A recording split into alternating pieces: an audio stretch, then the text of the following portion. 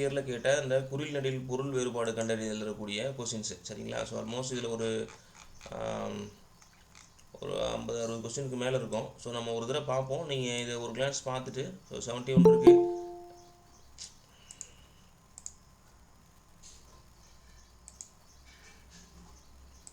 So almost 71 questions இருக்குது. So இது என்ன நம்ம இது வரைக்கும் நடத்திருக்கிறதுல என்னென்ன இருக்குது அப்படிங்கிறத மட்டும் செக் பண்ணிவிட்டு நம்ம நெக்ஸ்ட் இன்றைக்கி கிளாஸ் உள்ள போயிடலாம் சரிங்களா. ஸோ இதில் பாருங்கள், இந்த கோல்னு கொடுத்துருக்குறாங்க. குறில் நெடில் வேறுபாடு கண்டுபிடிச்சி நம்ம அதனுடைய பொருளை கண்டுபிடிக்கணும். இதில் நீங்கள் பாருங்கள், கோல்னு கொடுத்துருக்காங்க இல்லையா. இந்த கோல் நம்ம வந்து எப்போவுமே எளிமையாக நம்ம பார்க்கக்கூடிய ஒரு வார்த்தை. ஸோ கோல்னால் வந்து நம்ம இந்த விண்ணுலகத்தை சொல்லுவோம் இல்லையா, விண்மீன்கள் அந்த மாதிரி சொல்லுவோம் இல்லையா. ஸோ அதை ஒரு பொருள் கொடுத்துருக்காங்க. இந்த கோலில் வேறு ஏதாவது பொருந்தி வருதா அப்படின்னா வரலை. ஸோ இந்த கோல்ங்கிறது நம்ம பெறுறது சரிங்களா. ஸோ இது கரெக்டாக கொடுத்துருக்குறாங்க. அடுத்த கொஸ்டின் பாருங்கள்.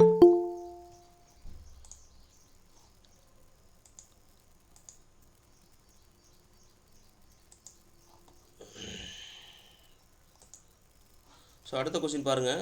என்ன வகையாக கேட்குறாங்கன்னு, கோடிட்ட இடத்துக்கு பொருத்தமான சொல்லை தேர்ந்தெடுக்க சொல்கிறாங்க சரிங்களா. ஸோ இது ஒரு டைப் ஆஃப் கொஸ்டின்னு. டேஸை திரை டேஸை மறைத்திருக்கிறார்கள். இதுவும் குறில் நெடில் வேறுபாடு கண்டுபிடிக்கக்கூடிய ஒரு கொஸ்டின் தான் சரிங்களா. டேஸை திரை அப்படின்னு சொல்லியிருக்காங்க, டேஸை மறைன்னு சொல்லியிருக்காங்க. இதை வந்து சிலையை வந்து சரிங்களா தெரிஞ்சிட்டு சீலையை வச்சு மறைக்கணும் அப்படின்னு சொல்லி போடணும் இந்த இடத்துல. ஓகேங்களா. இதை படித்து பார்த்தீங்கன்னா உங்களுக்கு புரியும். சீலை அதுக்கான வந்து பொருள் இந்த இடத்துல கொடுத்துருக்குறாங்க. ஸோ இந்த இடத்துல மற்ற விஷயங்களை நம்ம பொருத்தி பார்க்கணும். பொருத்தி பார்த்து தான் நம்ம இதை கன்ஃபார்மா அப்படின்னு சொல்லணும். ஸோ டிஎன்பிஎஸ்சி ஆன்சர் கொடுத்துருக்கிறதுனால இதுவே கரெக்டானு கிடையாது. ஸோ நம்ம இதில் செக் பண்ணி பார்க்கணும்.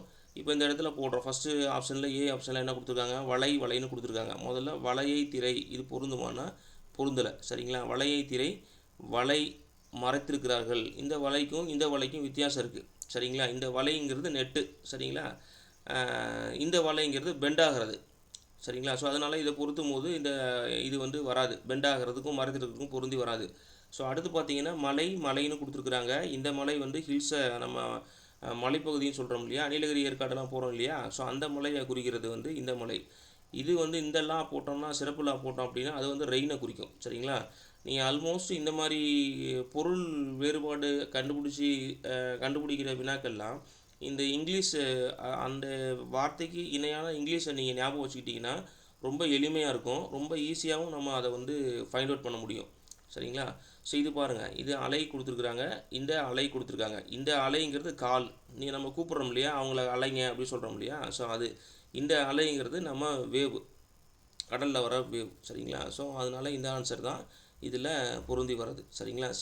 சீலை அப்படிங்கிறது பொருந்தி வருது. அப்புறம் வேறு கைண்ட் ஆஃப் கொஸ்டின்ஸ் எப்படி கேட்குறாங்க அப்படின்னா, அந்த குறில் நெடிலில். ஸோ இந்த கொஸ்டினை பாருங்கள், வாளி அப்படின்னு கொடுத்துட்டாங்க. இந்த வலிக்கும் இந்த வாளிக்கும் பொருந்தக்கூடிய பொருளை கேட்குறாங்க சரிங்களா. கேட்குறாங்க. இந்த வாளி நம்ம யூஸ்வலாக டே டு டேயில் பயன்படுத்தக்கூடிய ஒரு பொருள் வாளி. ஸோ இதில் நீங்கள் பாருங்கள், வாளினா கருவியாக இருக்கலாமான்னா வாய்ப்பு கிடையாது. ஆகாயமாக இருக்கலாம்னா கண்டிப்பாக வாய்ப்பு கிடையாது சரிங்களா.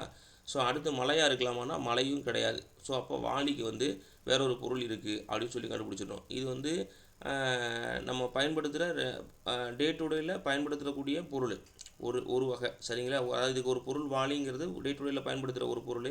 இன்னொன்று பார்த்தீங்கன்னா, இலக்கண முறைப்படி இந்த வாளி வந்து கம்பராமாயணத்தில் இருக்கிற இது பொருள். இந்த வாளிங்கிறது அம்பை குறிக்கும் சரிங்களா. இந்த வாளியை இதே வாளியை நம்ம இப்படி போட்டுறோம் அப்படின்னா அது வந்து இவரை குறிக்கும். யாரை குறிக்கும் அப்படின்னா நம்ம ஹனுமனை குறிக்கும் சரிங்களா. ஸோ இது கம்பராமாயணத்தில் இருக்குது. இது பொருள் வேறுபாடுக கம்பராமாயணத்தோட கொஸ்டின் இதில் இருக்குது. ஸோ இந்த வழியை பொறுத்த வரைக்கும் வளிமண்டலம் அப்படின்னு சொல்கிறாங்க இல்லையா. ஸோ வளிமண்டலம்னு சொல்கிறோம், அதை வந்து காற்று அப்படிங்கிறத சொல்கிறாங்க. ஸோ நீங்கள் ஞாபகம் வச்சுக்கணும் இதை சரிங்களா. அடுத்து பாருங்கள், அடுத்து அதே தான் கொஸ்டின் ரிப்பீட்டடாக வருது பாருங்களேன். இந்த கொஸ்டின் வந்து ஏற்கனவே கேட்டாங்க, கோல்னு கேட்டாங்க. இதுக்கான பொருள் வந்து வேறு பொருள் கொடுத்துருக்காங்க. முதல்ல நம்ம என்ன கொடுத்துருக்காங்க, ஃபஸ்ட்டு கொஸ்டினில் கோலில் வந்து விண்மீன் கொடுத்துருக்காங்க, கொல்லில் பெருன்னு கொடுத்துருக்குறாங்க. அடுத்ததில் பாருங்கள், கொல்னா வாங்கு. இதுவும் கலோக்கியெல்லாம் நம்ம பயன்படுத்துறது. கொல்னா வாங்குறது சரிங்களா. பிரிங் அப்படின்னு சொல்கிறோம் இல்லையா, அந்த வார்த்தை ஞாபகம் வச்சுக்கோங்க. இந்த கோலுங்கிறது புறங்கூறல். இந்த கோலுக்கும் வந்து ஒரு பொருள் இருக்குது, அது புறங்கூறல். இதை ஞாபகம் வச்சுக்கணும்.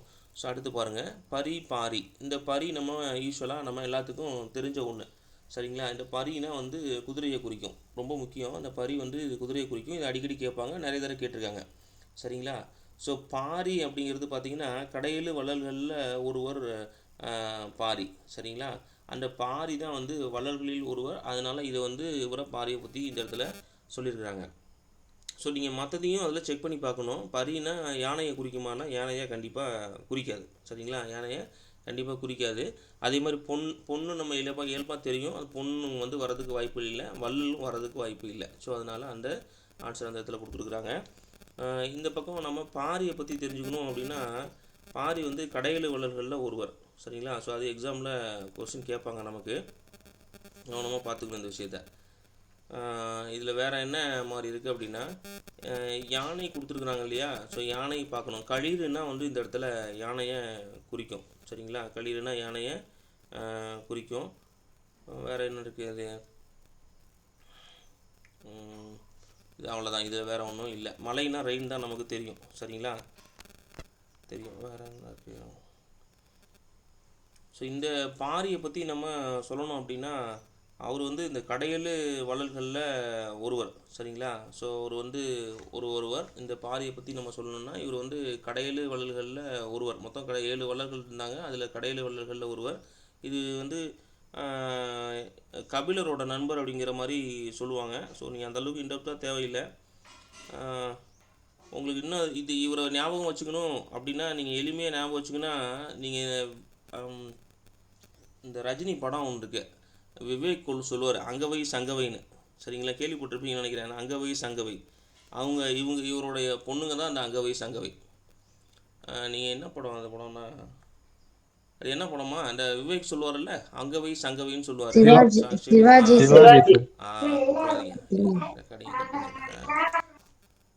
ஸோ நெக்ஸ்ட்டு பார்த்தீங்கன்னா மாடு கொடுத்துருக்குறாங்க. ஸோ இது நமக்கு ஒரு கிரிட்டிக்கலான ஒரு வார்த்தை தான். ஸோ கிரிட்டிக்கலான வார்த்தை.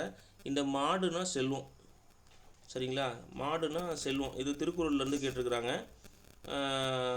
இதுக்கு இந்த என்ன குறள்னு உங்களுக்கு ஞாபகம் இருக்கா? உங்களுக்கு சொல்லுங்கள் பார்ப்போம். மாடு, இது நம்ம சின்ன வயசுலேயே படிச்சிருக்கிற ஒரு திருக்குறள் தான் அது. சரிங்களா? சொல்லுங்கள் பார்ப்போம். ஏதாவது ஐடியா இருக்கா? மாடில்லா செல்வம். மாடில்லா செல்வம் புராதிகமா. கரெக்டு தான்மா. சரிங்களா? அதாவது கேடில் வெளிச்செல்வம் கல்வி ஒருவருக்கு மாடல்ல மற்றையவை அப்படின்னு சொல்லுவாங்க. அந்த குறள்லேருந்து எடுத்துருக்குறாங்க இதை.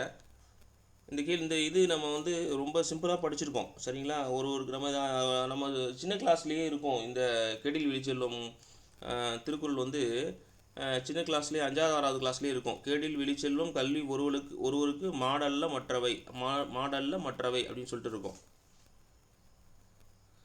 இம்மா நீங்கள் படிச்சிருக்கீங்களா இல்லையா? இது ரொம்ப பேசிக்கான ஒரு கொஸ்டின்மா. இதெல்லாம் நீங்கள் யோசனை பண்ண வேண்டியதே இல்லை. படிச்சிருக்கோம் சார். ஆமாம். இது வந்து நமக்கு எதுக்காக அதை எழுதுனோன்னா, இது எது வந்து பொருள் இல்லை அப்படின்னு சொல்லிட்டு கேட்பாங்க. இதை பார்த்துக்குங்க. கேடில் வெளிச்செல்வம் கல்வி ஒருவருக்கு மாடல்ல மற்றவை இதில் எடுத்துருக்காங்க. நமக்கு தெரியுதான்னு செக் பண்ணுறாங்க. மாடல்ல மற்றவை. இந்த குறளுக்கே ஒரு சிறப்பு இருக்குது. குறள் வந்து 400வது குறளாக இருக்கும். நீங்கள் பார்த்தீங்கன்னா தெரியும். சரிங்களா? இதில் எல்லாமே கொஸ்டின் தான். இதில் இருக்கிற எல்லாமே கொஸ்டின் தான். மாடுனா செல்வம். சரிங்களா? கேடில் அப்படின்னா அழிவு இல்லாதன்னு அர்த்தம். அப்புறம் கல்வி நமக்கு தெரியும். சரிங்களா? அந்த இடத்துல சொல்லியிருப்பாங்க. வேறு ஒன்றும் இல்லை இதில். ஓகே. ஸோ அடுத்து பார்க்கலாமா? இந்த மடுனா வந்து நீர்நிலையை குறிக்கும். ஞாபகம் வச்சுக்கோங்க. அடுத்து வீடு. இது பாருங்கள், இது ரொம்ப முக்கியம். வீடுன்னா நமக்கு தெரியும், தங்கக்கூடிய இடம். ஸோ அதை வச்சு பொருத்தி பார்த்தீங்கன்னா கண்டுபிடிச்சிடலாம். இது விடுனா விட்டு விடுதல். இது ரொம்ப எளிமையான வினா தான் இந்த வினா. ஸோ அடுத்து பாருங்கள். குறில் நெடில் பொருள் வந்து இன்னொன்று சொல்லியிருக்காங்கன்னா கோடு கொடுத்துருக்காங்க. கோடுன்னா நேராக வரைதல் நமக்கு தெரியும். ஆறு இந்த ஆறு அடிக்கடி கேட்பாங்க. சரிங்களா? ஸோ இந்த ஆறு நிறைய தடவை கேட்பாங்க. இதை நீங்கள் கவனமாக பார்க்கணும். ஆறுனா நதி மட்டும் பொருளானா நதி மட்டும் பொருள் இல்லை. வேறு என்னென்ன பொருள் இருக்குது சொல்லுங்கள் பார்ப்போம். நம்பர் வேறு. நீங்கள் இந்த படம் பார்த்தீங்கன்னா பார்க்கலையா? 6 படம் பார்த்தீங்களா இல்லையா? 6ல் வடிவேல் கூப்பிட்டு போகிறா இல்லையா ஏமா? ஆமாங்க சார். கூவாருக்கு கூட்டிகிட்டு போவாங்க சார். கூவாருக்கு மட்டும் தான் கூட்டிட்டு போகிறா. சரிம்மா. ஞாபகம் வச்சுக்கோங்க. நீங்கள் 6க்கு வெவ்வேறு பேர்கள் இருக்குது. அதான் நீங்கள் சொன்ன மாதிரி நதியை குறிக்கும். சிற்றோடை அப்படின்னு சொல்லுவாங்க. இல்லைன்னா கங்கை புனல் இந்த மாதிரி சொல்லுவாங்க. அதுக்கப்புறம் பார்த்தீங்க அப்படின்னா நம்ம அந்த ஆறோட வெவ்வேறு பேர்களை சொல்லுவாங்க, நம்பரை சொல்லுவாங்க முக்கியமாக. சரிங்களா? ஸோ அதை தான் அந்த இடத்துல பேசியிருப்பாங்க. அடுத்து சிலை சீலை, இந்த இந்த கொஷினும் பாருங்கள், அதுலேருந்து தான் கேட்டிருக்கான். முன்னாடி கேட்டான் இல்லையா சிலை சீலை, இதுவும் இதில் புக்கில் இருக்கிற கொஷின் தான். இது நான் என்னன்னு நான் சொல்கிறேன். நீங்கள் பழைய படம் பார்த்துருக்க மாட்டீங்க. சரி நான் சொல்கிறேன். இறைவன் திருவுருவம், இது வந்து துணி, சிலை சீலைக்கு. ஓகே, ஸோ ஒரு 15 கொஷின் மட்டும் பார்ப்போம், மற்றதை நான் குரூப்பில் ஷேர் பண்ணிடுறேன், நீங்கள் ஒரு தடவை கோத்ரூ பண்ணிடுங்க. சரிங்களா? ஸோ இது 11 வந்து சே சோன்னு சொல்கிறாங்க. சேன்னா இதில் குறிநடை எழுப்பனா சரியான இணையை கேட்குறாங்க.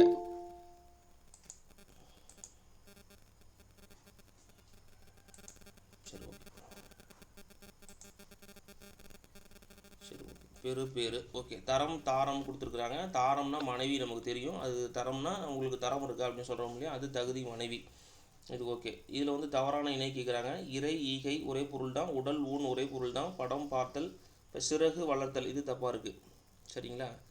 நான் வச்சுக்கோங்க. இதேமாதிரி தலை தாளை, இதெல்லாம் நிறைய தடவை கொஸ்டின் கேட்டிருக்காங்க. அந்த தலை தாளையெல்லாம் அடிக்கடி கேட்பாங்க. இதெல்லாம் நீங்கள் கண்டிப்பாக நினைவில் வச்சுக்கிட்டே ஆகணும். தலைன்னா அந்த வந்து ஒரு இதோட பொருள். சரிங்களா? ஒரு தாவரத்தோட ஒரு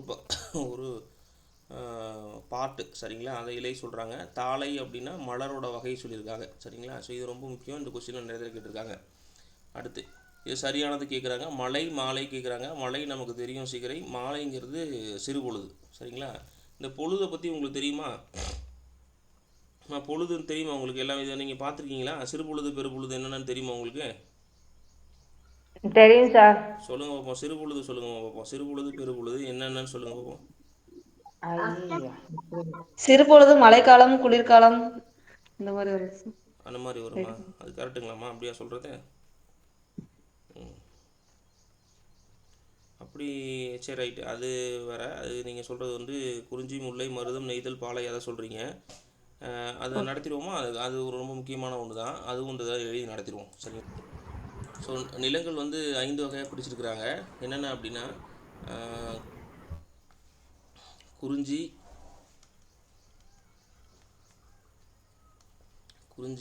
முல்லை மருதம் நெய்தல் பாலை. சரி ரைட்டு. இது நமக்கு பொறுத்து கேட்குறதுக்கான வாய்ப்புகள் இருக்குது. குறிஞ்சி அப்படின்னா மலை. ஸோ இது வந்து மலையும் மலை சார்ந்த இடமும் இது பேர் நான் சொல்கிறாங்கன்னா குறிஞ்சி. சரிங்களா? ஸோ மலையிலேருந்து நான் இறங்கி வரேன்.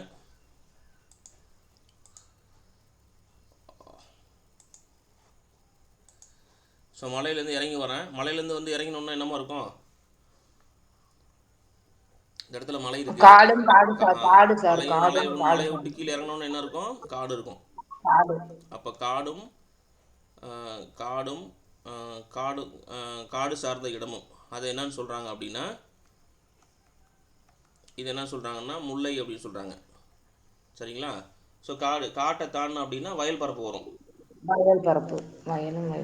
ஸோ வயல் பரப்பு வரும். வயல் சார்ந்த இடமும் என்னன்னு சொல்கிறோம்? மருதம். குறிஞ்சி முல்லை மருதம். சரிங்களா? ஸோ வயலில் வந்து நமக்கு தண்ணி அதிகமாக இருக்கும் இல்லையா?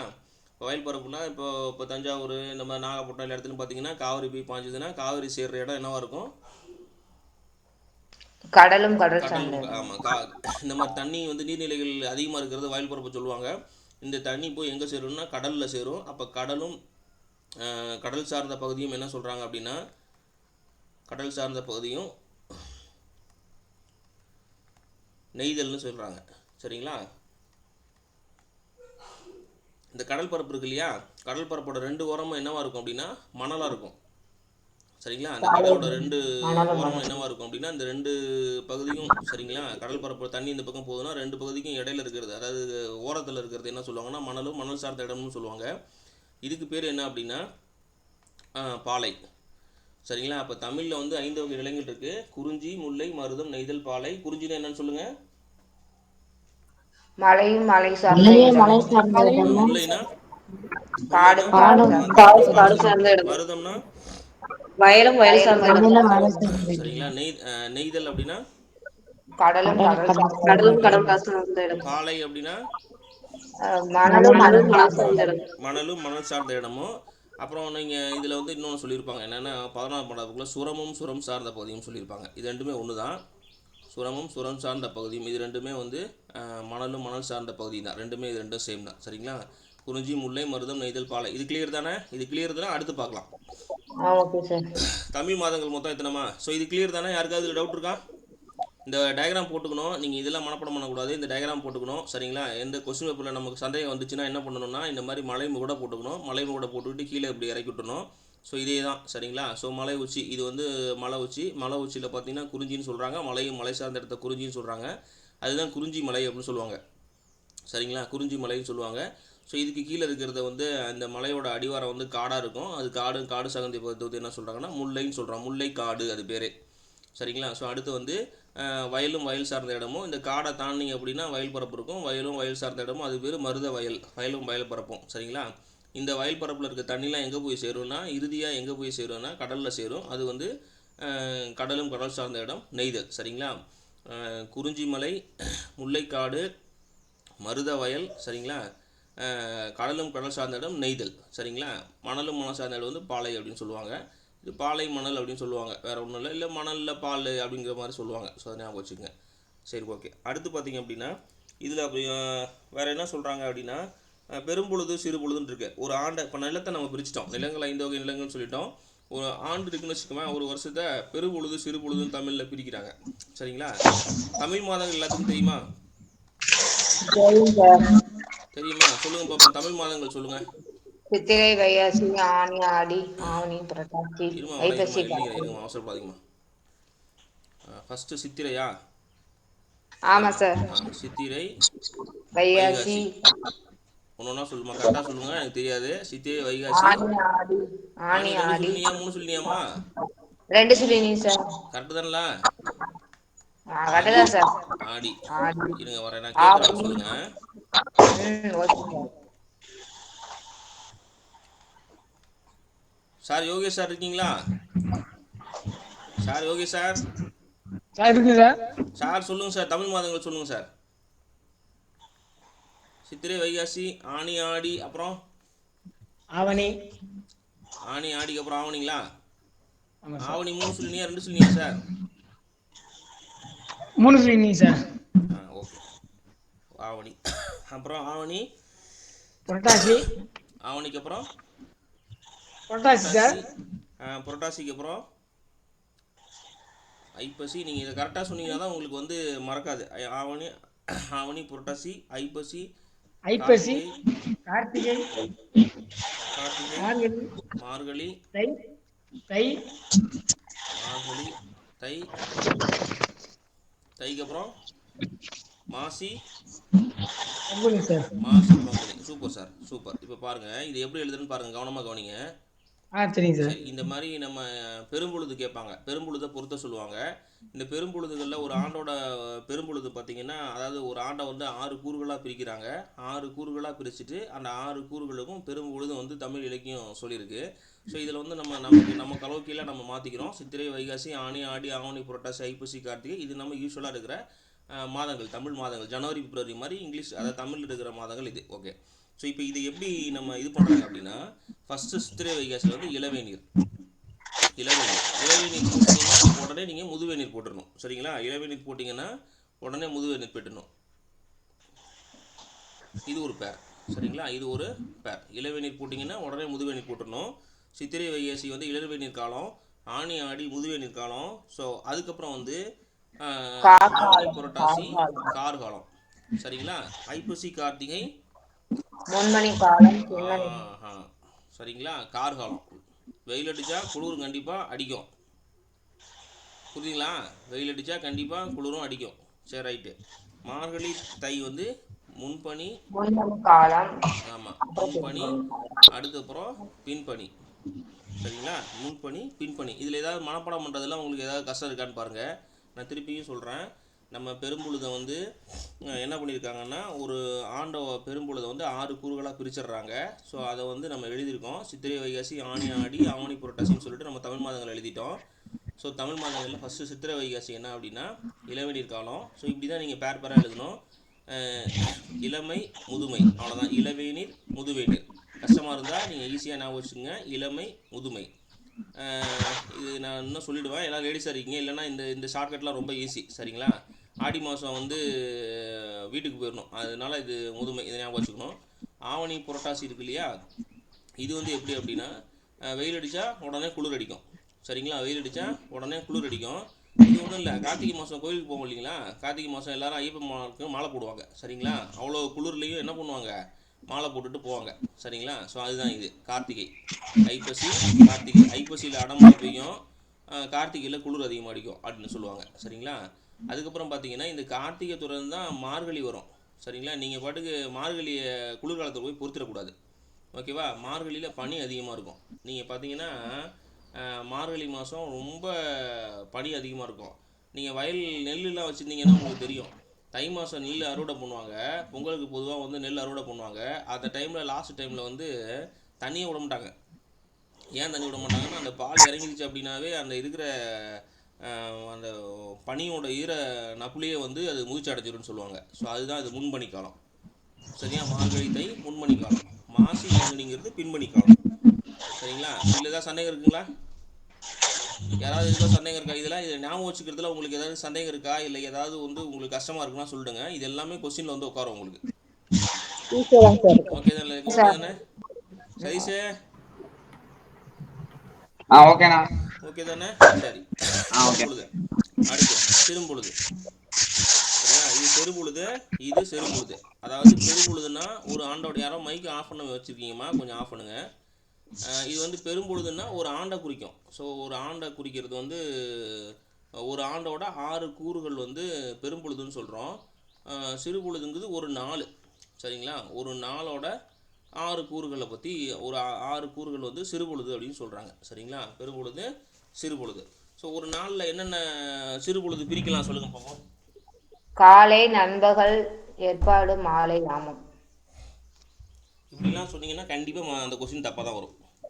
தப்பாக அடிச்சிருவீங்க. அந்த மாதிரி நம்ம ஞாபகமே வச்சுக்கக்கூடாது, மறந்துடும். ஸோ அதாவது கொஸ்டின் ப்ரெஷர், அதாவது நம்ம டிஎன்பிஎஸ்சி ஆஸ்பெக்டில் பார்க்கும்போது இதெல்லாம் மறந்துடும். ஸோ இப்போ பாருங்கள், நம்ம இங்கே சொன்ன மாதிரி தான், இந்த சித்திரை வைகாசி சொன்ன மாதிரி தான் இந்த கான்செப்டும். ஸோ ஃபஸ்ட்டு முதல்ல எடுத்தோன்னா காலை சொல்கிறோம் இல்லையா, அப்போ காலைக்கு வந்து பேரு மாலை. காலைக்கு பேர் மாலை. ஸோ காலை நம்ம எப்போவுமே சொல்கிறது தான், காலையில் 6 மணி, காலையில் 6 மணின்னு சொல்கிறோம் இல்லையா, அப்போ 6 o'clock ஸ்டார்ட் பண்ணோம். இது ஒன்றும் பார்த்தீங்கன்னா 4 மணி நேரம் இடைவெளி இருக்கும். சரிங்களா? 4 மணி நேரம் இடைவெளி இருக்கும். அப்போ 6 மணி அப்படின்னா 6 to 10 மணி வரைக்கும் காலை. சரிங்களா? காலையில் இருந்ததுன்னா அது காலை, மாலையில் இருந்ததுன்னா மாலை. ரெண்டுமே 6 to 10 மணி. சரி, கான்செப்ட். ரெண்டாவது கான்செப்ட் பாருங்கள். சரிங்களா? ரெண்டாவது கான்செப்ட் என்ன அப்படின்னா, இங்கே பாருங்கள், நண்பகல். காலைக்கு அப்புறம் என்ன பகல் வரும்?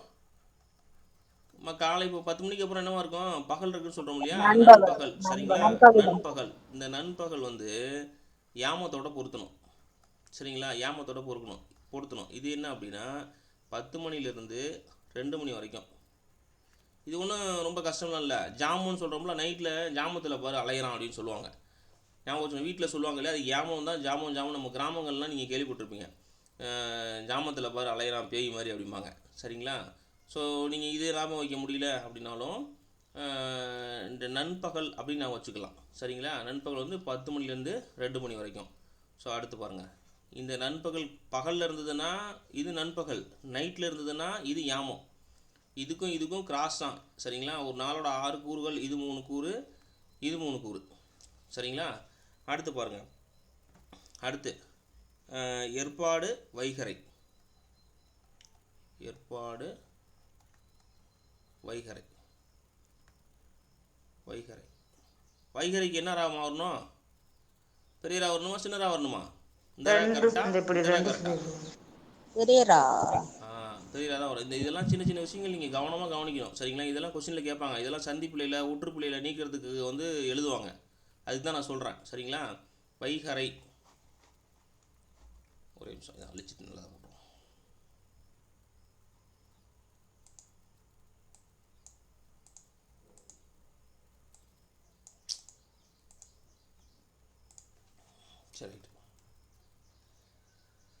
சரி, வைகறை. சரிங்களா, வைகறைங்கிறது அப்போ இது எத்தனை மணிலேருந்து இருக்கும்?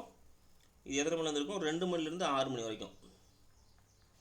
2 மணிலேருந்து 6 மணி வரைக்கும். சரிங்களா. ஸோ இதில் ஏதாவது சந்தேகம் இருக்கா?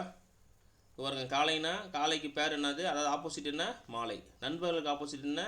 யாமம். இது நீங்கள் யாமோன்னு படிக்க வேண்டியது இல்லை, ஜாமோன்னு ஞாபகம் வச்சுக்கிட்டா போதும். சரிங்களா. இப்போ பாருங்க, வைகறைக்கு ஏற்பாடு பண்ணணும். ஏன் இந்த வைகறை என்ன முதல்ல மனப்படம் பண்ண சொல்கிறேன்னா, இதுதான் காலையில் வரும். ஏஎம்பிஎம் போடுறோம் இல்லையா, ஏஎம்பிஎம் போடுவோம். கரெக்டுங்களா இல்லையா?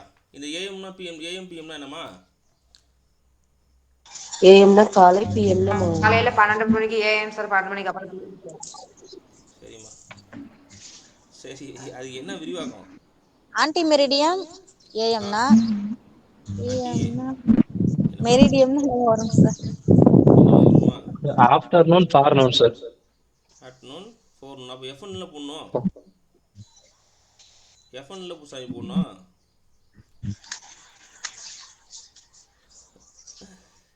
பற்றியா, சின்ன சின்ன விஷயங்கள்லாம் விட்டுறீங்க. ஆன்டி இதெல்லாம் நமக்கு ரொம்ப முக்கியம்தான். எதுக்காகனா, இது ஏன் தமிழுக்கும் இதுக்கும் என்ன சம்மந்தம்னா, தமிழ் மொழியில் கன்வெர்ட் பண்ண சொல்லுவாங்க, இங்கிலீஷை தமிழில் கன்வெர்ட் பண்ண சொல்லுவாங்க. அந்த மாதிரி டைமில் இது ரொம்ப உதவியாக இருக்கும். சரிங்களா. அதாவது கலைச்சொற்கள் சொல்கிறோம் இல்லையா, அதில் இது ரொம்ப நமக்கு பயன்பெறும். சரிங்களா. ஸோ இது என்ன சொல்கிறாங்கன்னா, ஏஎம்னா ஆன்டி மெரிடியம். சரியா, போஸ்ட் மெரிடியம், ஆன்டி மெரிடியம். வேறு ஒன்றும் இல்லை, எழுதி கூட காட்டுறேனே. நான் இது உங்களுக்கு ஜார்எஃபில் சொல்லித்தரேன். இது உங்களுக்கு இப்போ தமிழில் சொல்லித்தரேன்னா கொஞ்சம் கஷ்டமாக இருக்கும், மாதிரி ஃபீலாக இருக்கும். நான் ஜார்எஃபில் இது ஈஸியாக நான் சொல்லித்தரேன். Anti meridiem, post meridiem. சரிங்களா. இது ஒன்றும் இல்லை, விடுங்க. சரி, ஓகே. இது நீங்கள் இதுக்கு எதுக்காகனா வைகறைக்காக இதை ஞாபகம் வச்சுக்க சொன்னேன். காலையில் வந்து ஏஎம் வந்து இதுதான் ஏஎம் வரும், வைகறை தான் முதல்ல வரும், வைகறை தான் ஃபஸ்ட்டு வரும், அடுத்து ஏற்பாடு வரும். சரிங்களா. ஸோ அதனால் அதை ஞாபகம் வச்சுக்கணும். இது ரொம்ப இதில் ஒன்றும் சந்தேகம் இல்லைங்களே, இந்த சிறு பொழுது பெருபொழுது நம்மளுடைய ஐவகை நிலங்களில் சந்தேகம் இல்லையே? ஏமா சந்தேகம் இருக்கா? சந்தேகம் இல்லையா? அடுத்து பார்க்கலாமா? இது கொஸ்டினில் கான்செப்ட் கண்டிப்பாக நீங்கள் கவனமாக பாருங்கள். இது ரொம்ப முக்கியமான கான்செப்ட், கேட்பாங்க கொஸ்டின். சரி, ரைட்டு. இப்போ ஒன்றுன்னா எழுதுகிறேன். இப்போ வந்து நம்ம ஐவகை நிலம் பார்த்துட்டோம், சிறு பொழுது பார்த்துட்டோம், பெருபொழுது பார்த்துட்டோம். சரி, அப்போ ஐவகை நிலத்துக்கும் என்னென்ன பொழுது அப்படின்னு சொல்லிட்டு நம்ம பார்க்கணும். ஓகேவா. இது வந்து என்னென்னா திணையும் பொழுதும் சொல்லுவாங்க. இந்த டாபிக் பேர் திணையும் பொழுதும். இதை நீங்கள் படிச்சிட்டிங்கன்னா பாக்கெட்டில் உங்களுக்கு ஒரு மார்க் இருக்குது அப்படின்னு அர்த்தம், குறைஞ்சது 1 மார்க்கு. சரிங்களா. ஃபஸ்ட்டு திணை. திணைனா ஒன்றும் இல்லை, நம்ம நிலங்கள் தான் திணை அப்படின்னு சொல்லி பிரிக்கிறாங்க. சரிங்களா. அப்புறம் பெரும்பொழுது. இப்போ இதெல்லாம் ஷார்ட்கட் பாருங்கள். சிறும்பொழுது. சரிங்களா. சரி, இப்போ ஐவகை நிலங்கள் சொல்லுங்கள். ஃபஸ்ட்டு என்ன சொன்னேன்? குறிஞ்சி சார். குறிஞ்சி. முதல்ல குறிஞ்சி. சரிங்களா. ஸோ நெக்ஸ்ட் என்ன சொன்னேன்? முல்லை. அப்புறம் மலையிலேருந்து என்ன இருக்கும்? மலைக்கு இருந்து கீழே இருந்து இறங்கினோம்னா காடு இருக்கும். காடுக்கு அப்புறம் என்ன இருக்கும்? வயல் இருக்கும். சரிங்களா. வயலில் இருக்க தண்ணிலாம் எங்கே போகும் அப்படின்னா நெய்தல் சார். ஆமாம், மருதம், கடல், நெய்தல். கடலும் கடல் சார்ந்த பகுதியும் நெய்தல். சரிங்களா. அதுக்கப்புறம் பாலை. சரிங்களா, பாலை. இப்போ கான்செப்ட் பாருங்கள். இப்போ எப்போவுமே நம்ம இந்த ரெண்டும், அதாவது மருதமும் நெய்தலும் மேக்ஸிமம் நம்பர் ஆஃப் பெரும்பொழுது சிறுபொழுதில் சேமாக தான் இருக்கும். இது வந்து எதுக்காக அப்படின்னா, இந்த காட்டு வயல் கடலில் மீன் பிடிக்க போகிறவங்களும் வயல் வேலை செய்ய போகிறவங்களும் வைகரையிலே எந்திரிச்சிருவாங்க. சரிங்களா. வைகரையிலேயே எந்திரிச்சு ஏற்பாடு பண்ணிடுவாங்க. அதாவது இவங்க வயக்காடுக்கு போகிறவங்க காலையில் வைகரையில், அதாவது 6 மணிக்கு விடிய காத்தாலைக்கு முன்னாடியே வயலுக்கு போயிடுவாங்க. இந்த கடலில் மீன் பிடிக்க போகிறவங்க பார்த்திங்க அப்படின்னா இருட்டுறதுக்குள்ளே அந்த கடலில் வலையை விரிச்சிருவாங்க. சரிங்களா. சரி, இப்போ இது ஒன்று ஒன்றா நான் சொல்கிறேன். இது எதுக்காக சொன்னேங்கிறத சொல்கிறேன். ஸோ ஃபஸ்ட்டு குறிஞ்சினா நான் என்ன சொல்லிட்டேன்? மலையும் மலை சார்ந்த பகுதியும் சொல்லிட்டேன். இது நீங்கள் ஞாபகம் வச்சுக்கணும், மலையும் மலை சார்ந்த பகுதியும். அப்போ மலையில் எப்படி இருக்கும்? குளிர் ஜாஸ்தியாக இருக்கும். குளிர் ஜாஸ்தியாக இருக்கும். சூப்பர்மா. அப்போ இங்கே என்ன வரும்? குளிரும், சரியா, பனியும் ஞாபகம் வச்சுக்கோங்க. அது முன்பனியாக பின்பனியாங்கிறத இது எப்படி ஞாபகம் வச்சுக்கணும்னு சொல்கிறேன். சரிங்களா. குளிரும் பனியும். அப்போ குளிர்காலம், முன்பனி காலம், இது ரெண்டும் குறிஞ்சிக்குரிய பெரும்பொழுது. சரிங்களா. இதுக்கு என்ன சிறுபொழுது அப்படின்னா, இந்த மலையில் தான் ஜாமத்தில் வந்து ஏமம்லாம் பண்ணுவாங்க அப்படின்னு சொல்லுவாங்க. நீங்கள் இதில் ஒன்றும் பெருசாக நீங்கள் ஞாபகம் வச்சுக்கணும். இதுக்கு என்ன ஷார்ட்கட் அப்படின்னா குறிஞ்சியா, அவ்வளோதான் ஷார்ட்கட்டு. யானா யாமம், குறிஞ்சியா. சரிங்களா? குறிஞ்சியா சிறுபொழுது. நம்ம குறிஞ்சியில் தெரியும், மலைனா தெரியும், மலையில் குளிர் அடிக்கும், பனி பெய்யும். சரிங்களா? அது அடுத்து பாருங்கள், காடு இருக்கு இல்லையா, காடுனா வந்து கார்காலம். சரிங்களா? காடுன்னா கார்காலம். இதுக்கு சிறுபொழுது என்ன அப்படின்னா மாலை. சரிங்களா? இது ஒன்றும் நீங்கள் பெரிய லெவலில் மனப்பாடம் பண்ண தேவையில்ல. மாலையில் சரிங்களா, இந்த பக்கம் இருந்து நம்ம ஏற மார்க் போடணும். மாலையில் கார் எடுத்துக்கிட்டு காட்டுக்கு போகணும். சரிங்களா? மாலையில் சரிங்களா, மாலைன்னா சாயங்காலம் ஞாபகம் வச்சுங்களேன். சாயங்காலம் இந்த கார் எடுத்துக்கிட்டு சரிங்களா, கார்னா கார்காலம், இந்த கார் எடுத்துக்கிட்டு காட்டுக்கு போகணும். முல்லைன்னா காடு. ஓகேங்களா? இந்த கான்செப்ட் புரியுதா?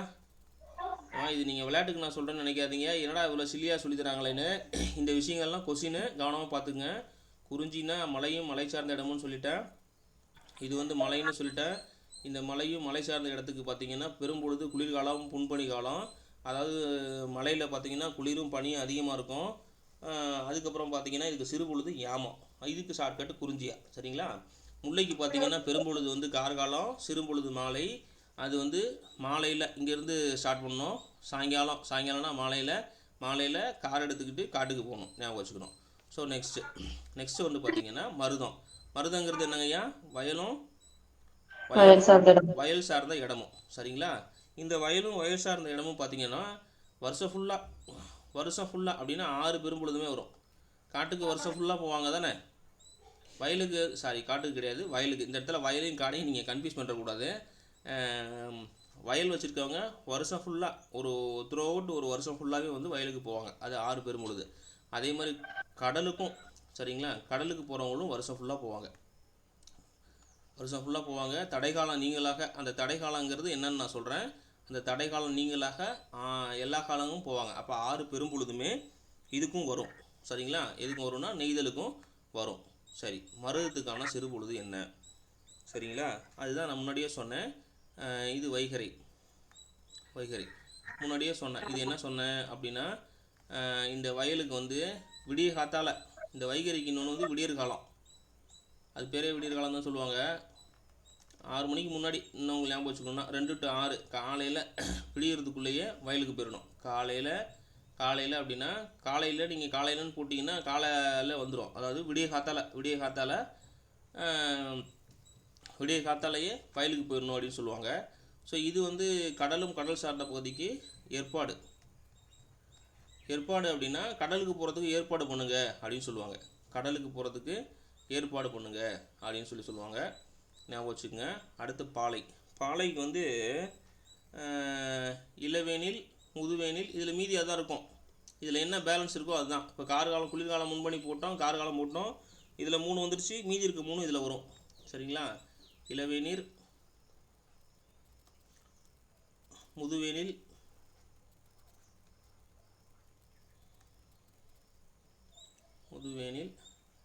இதில் ஒரு சில புக்கில் இரு போட்டிருப்பாங்க, ஒரு சில புக்கில் இல்லு போட்டிருப்பாங்க. ரெண்டும் ஒரே கான்செப்ட் தான். பின்னாடி காலம் வருதா வரலையா அவ்வளோதான்.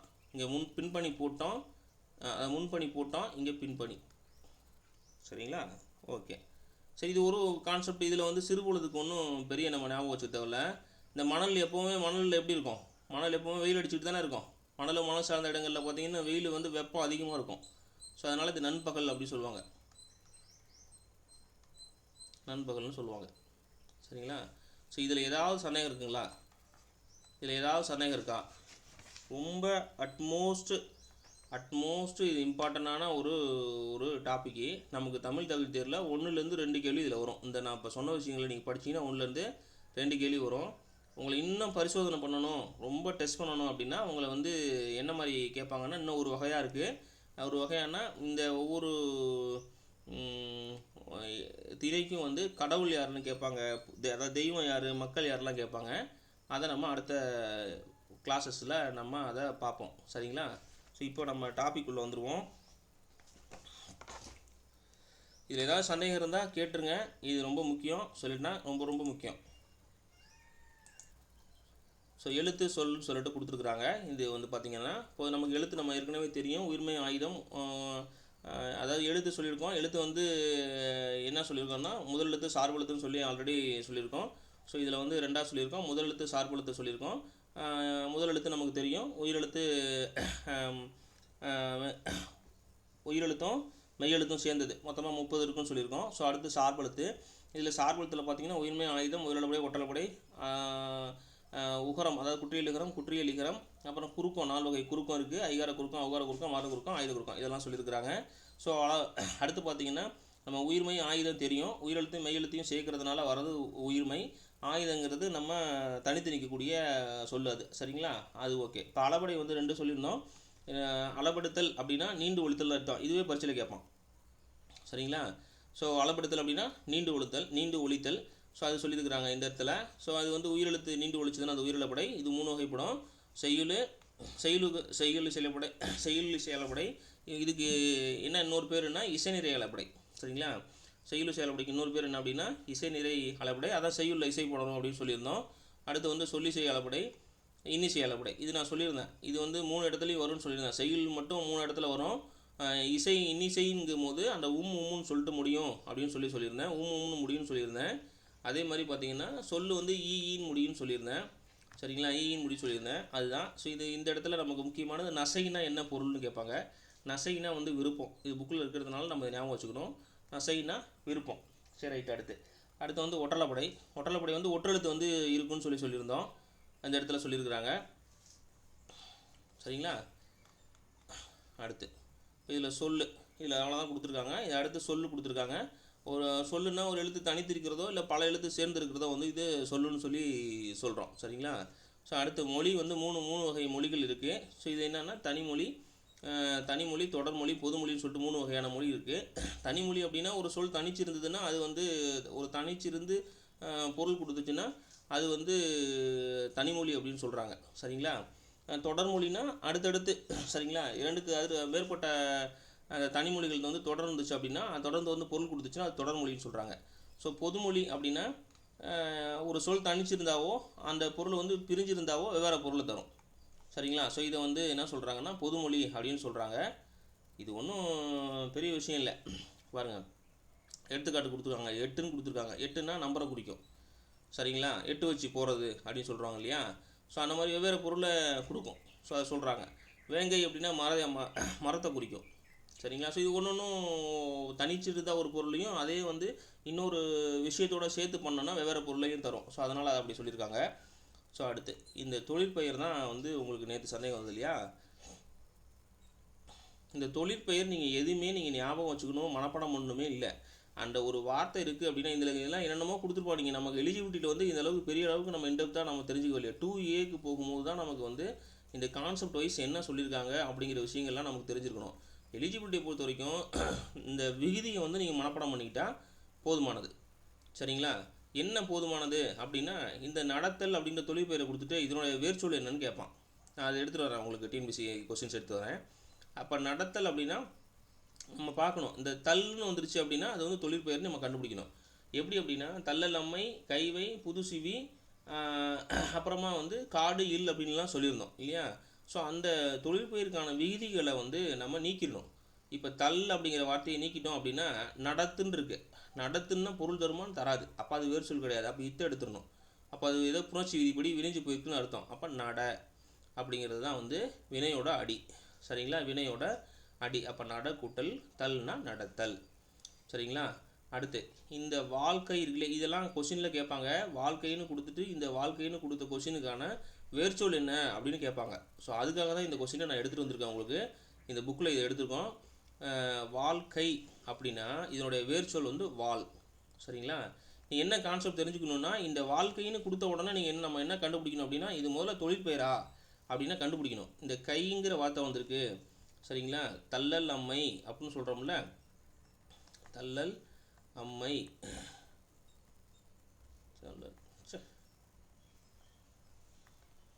கைவை அப்படின்னு சொல்கிறோம் இல்லையா? இல்லை மாட்டேங்குது அப்படி சொல்கிறோம் இல்லையா? ஸோ இதை வந்து இந்த இடத்துல நம்ம அதை பொருத்தி பார்க்கணும். அந்த விகுதியை வந்து நம்ம நீக்கம் பண்ணிட்டோம் அப்படின்னா வேர்ச்சொல் கிடச்சிரும். ஸோ இது ரெண்டு இடத்துல நமக்கு உதவி பெறும். வேர்ச்சொல்லை கண்டுபிடிக்கிறதுல உதவி பெறும். தொழிற்பெயரை இலக்கண குறிப்பு கண்டுபிடிக்கிறதுல கண்டுபிடிக்கணும். ஓகே. சரி, இது விகுதி பெற்ற தொழிற்பெயர்கள்.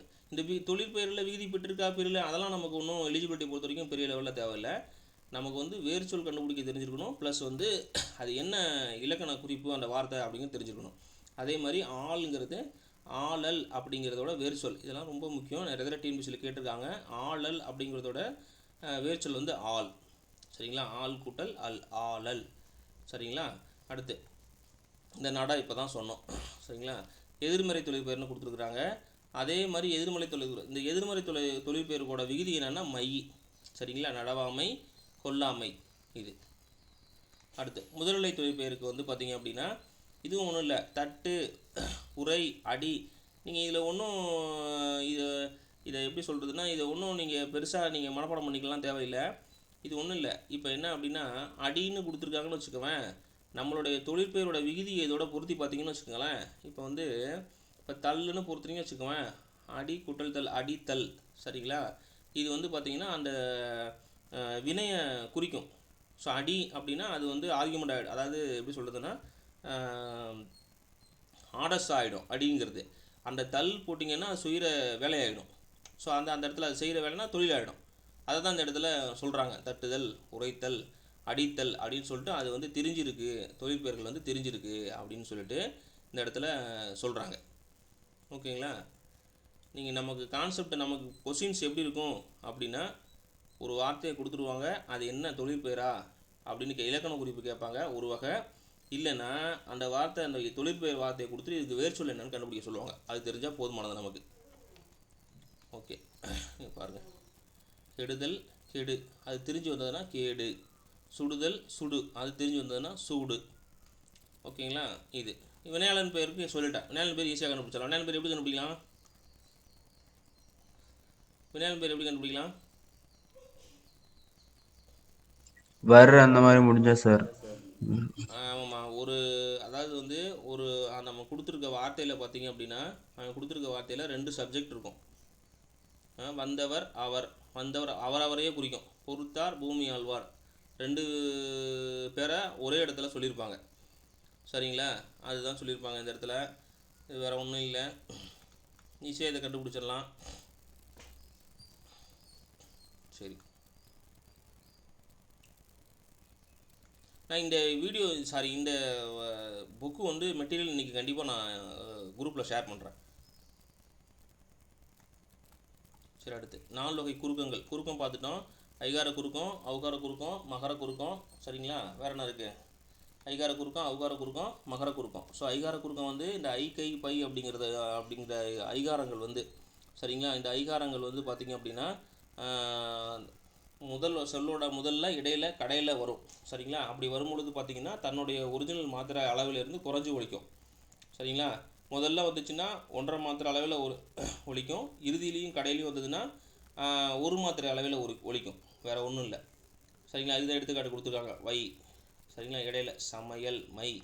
அடுத்து பறவை, வை. சரிங்களா, ஐகார குறுக்கம்னாவே இது இருக்கும். குறிஞ்சி ஒழிக்கிறது குறுக்கம். அளபடைனா நீண்டு ஒழித்தல், குறுக்கம்னா குறிஞ்சி ஒழித்தல். சரிங்களா, தன்னுடைய மாத்திரையோட அளவிலிருந்து குறிஞ்சி ஒழித்தல்.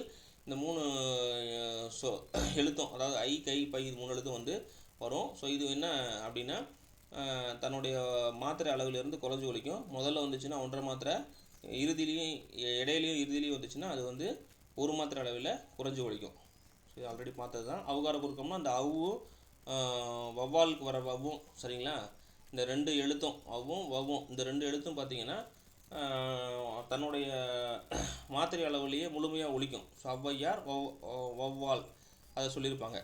இது வந்து தன்னுடைய மாத்திரை அளவிலிருந்து குறைஞ்சி ஒழிக்கும் பொழுது, சரிங்களா, அதை வந்து அவுகார குறுக்கம்னு சொல்கிறாங்க. இது வந்து சொல்லோட இடையிலையும் இறுதியிலையும் வராது. இது கான்செப்ட்.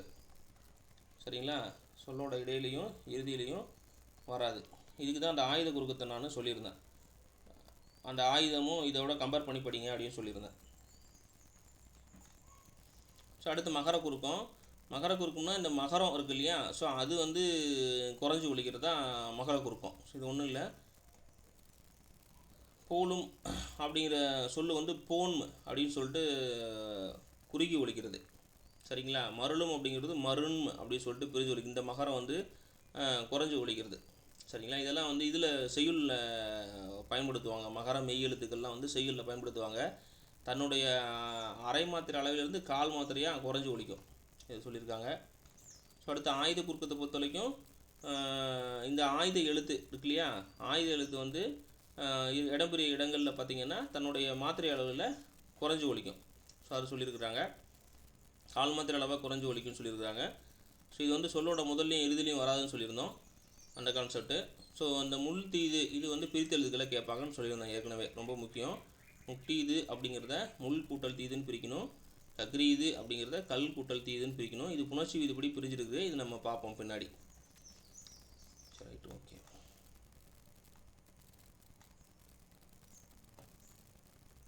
இதெல்லாம் பார்க்கணுமா? இதெல்லாம் பார்த்துக்கிறீங்களா நீங்கள்? அடித்து பாருங்கள். வேட்கை ஐகார குறுக்கம் குறைஞ்சி ஒழிச்சுன்னா எவ்வளோ மாத்திரன்னு கேட்டிருக்காங்க. மகர குறுக்கம் இடப்பெறாதையெல்லாம் சொல்லியிருக்காங்க. சரிங்களா? இதில் எங்கேயுமே இல்லைன்னு கேட்குறாங்க. சரி, நீங்கள் ஒரு கிளாஸ் நீங்கள் வீட்டில் பாருங்கள். அடுத்து உகரம், குற்றியல் உகரம், குற்றியல் இகரம். ஸோ இது சொல்லியிருக்கிறாங்க.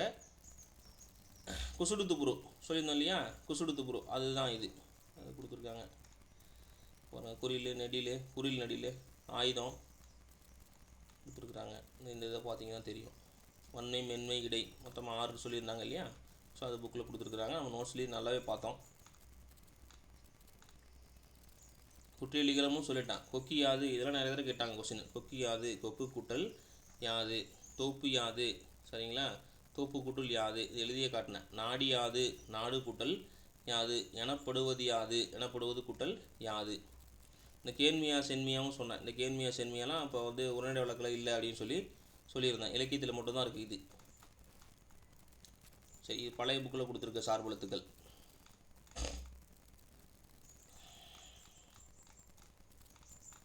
ஓகே,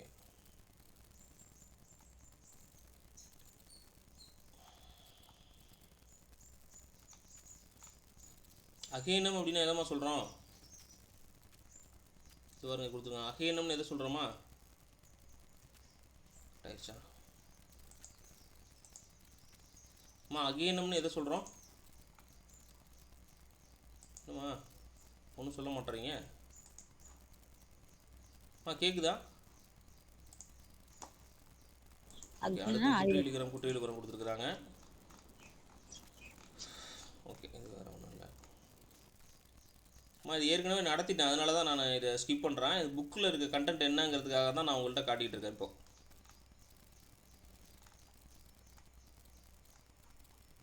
நாடு யாது கொடுத்துருந்தாங்க, இங்கே நாகி யாது கொடுத்துருக்குறாங்க. ஓகே, முற்றியலுகரம். ஓகே,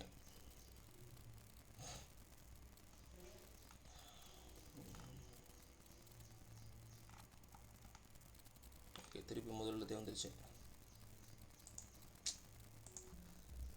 ஓகே, இப்போ இந்த மொழித்திறன் பயிற்சியில் சொற்றொடர் வகைகள் கொடுத்துருக்காங்க. இது ரொம்ப ஒரு முக்கியமான ஒரு கொஸ்டின். இதிலிருந்து ஒரு கொஸ்டின் நம்ம எதிர்பார்க்கலாம். இப்போ பாருங்கள், செய்தி தொடர். ஸோ இதை வந்து இது என்ன தொடர் அப்படின்னு சொல்லிட்டு நம்மளை கண்டுபிடிக்க சொல்லுவாங்க. ஒரு வார்த்தை சொல்லிட்டு, இப்போ எழில் என்ன சாப்பிட்டாய், பின் என்ன தொடர், அதாவது சரியான தொடரை கண்டறிக அப்படின்னு சொல்லிடுவாங்க. செய்தி தொடர், வினா தொடர், உணர்ச்சி தொடர் அப்படின்னு சொல்லி கேட்பாங்க. இது பாருங்கள், ஃபஸ்ட்டு சொற்றொடர் வகையில் செய்தி தொடர். இது எளிமையாக நம்ம வந்து ஒரு கருத்தை வந்து செய்தியாக சொல்கிறது. சரிங்களா, ஒரு கருத்துக்களை நம்ம வந்து நமக்கு புரிகிற மாதிரி ஈஸியாக சொல்கிறது செய்தி தொடர். சரி, ரைட்டு. ரெண்டாவது வினா தொடர் இருக்கு இல்லையா, நமக்கு தெரியும். கொஸ்டின் மார்க் போட்டாங்கன்னா வினா தொடர், அது நம்ம ஈஸியாக அச்சீவ் பண்ணிடலாம். எழில் என்ன சாப்பிட்டாய், அன்பரசி நேற்று நீ ஏன் பள்ளிக்கு வரவில்லை. சரிங்களா, ஏன் அந்த வினா எழுத்து வந்து அதில் வரும். சரிங்களா, சரி, ரைட்டு. அதே மாதிரி இது நீங்கள் எளிமையாக நாம் வச்சுக்கலாம்னா கொஸ்டின் மார்க் போட்டிருப்பாங்க, அவ்வளோதான், வேறு ஒன்றும் இல்லை. உணர்ச்சி தொடர்னா இந்த சிம்பிள் போட்டிருப்பாங்க. ஆமாம் தானே, உணர்ச்சியாக இருக்கக்கூடிய விஷயங்களை சொல்கிறது உணர்ச்சி தொடர். சரி, ரைட்டு.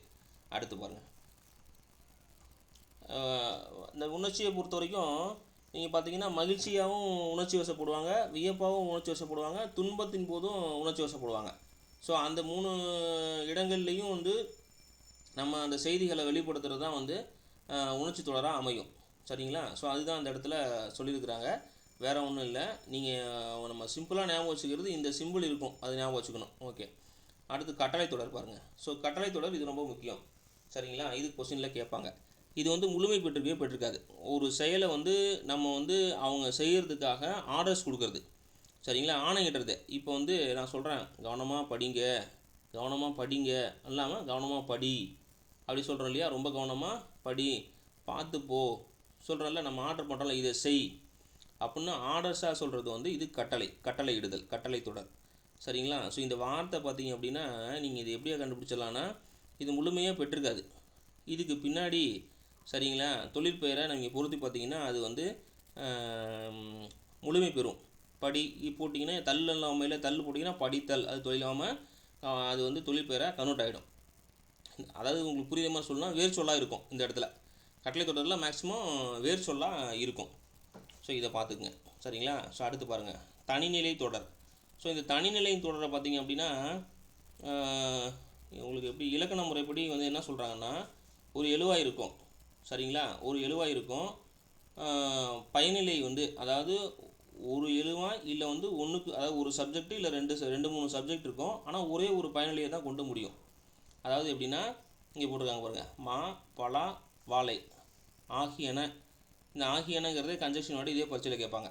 சரிங்களா? மா பலா வாழை தெரியும் நமக்கு முக்கணிகள்னு. ஆகியன பொண்ணுமா ஆகியவை பொண்ணுமா அப்படின்னு நமக்கு சந்தேகம் வரும். ஆகியன அது ஒருமையா பன்மையா அப்படின்னு அந்த இடத்துல தெரிஞ்சுக்கணும் இந்த இடத்துல. சரிங்களா? ஆகியன ஆக முக்கணிகள். சரிங்களா? அழகன் பாடம் எழுதுகிறான். அப்போ அழகன்கிறது ஒரே ஒரு எழுவாய். ரைட்டுங்களா? அவன் என்ன எழுதுகிறான்? பாடம் எழுதுகிறான். ஸோ இது வந்து தனிநிலை தொடர் அப்படின்னு சொல்லி சொல்கிறாங்க. இது ஒரு கான்செப்டும் இல்லை, கம்மாவே இருக்கும். அந்த சப்ஜெக்ட் ஒரு அதாவது இந்த முதல்ல இருக்கிற சப்ஜெக்ட் ஒன்று இல்லை ஒன்றுக்கு மேற்பட்ட சப்ஜெக்ட் இருந்தாலுமே கூட அவன் பண்ணுற பயனிலை வந்து அவன் பண்ணுற செயல் வந்து ஒன்றா தான் இருக்கும். அழகன் பாடம் மட்டும்தான் எழுதுகிறான். சரிங்களா? பாடம் மட்டும்தான் படிக்கிறான். இது வந்து 3 கனி, அவ்வளோதான் கான்செப்ட். ஆனால் தொடர்நிலை தொடர்னா கமா போட்டிருப்பாங்க. அதாவது இந்த எழுத்து இருக்கு இல்லையா, இது பேர் நம்ம சொல்லுவோம், இது என்ன சொல்லுவோம், இந்த புள்ளி வந்து சொல்லுவோம் இல்லையா, இது என்னென்ன தெரியுதுங்களா உங்களுக்கு? அதை சொல்லுங்கள் பார்ப்போம். இங்கிலீஷ்லையாவது சொல்லுங்கம்மா. Comma sir. கான்செப்ட் கமா தானே அது? கமா இல்லைம்மா அது, முற்றுப்புள்ளி சார். செமிகோலன். செமிகோலன். அதுக்கு என்ன தமிழில் சொல்லணும்?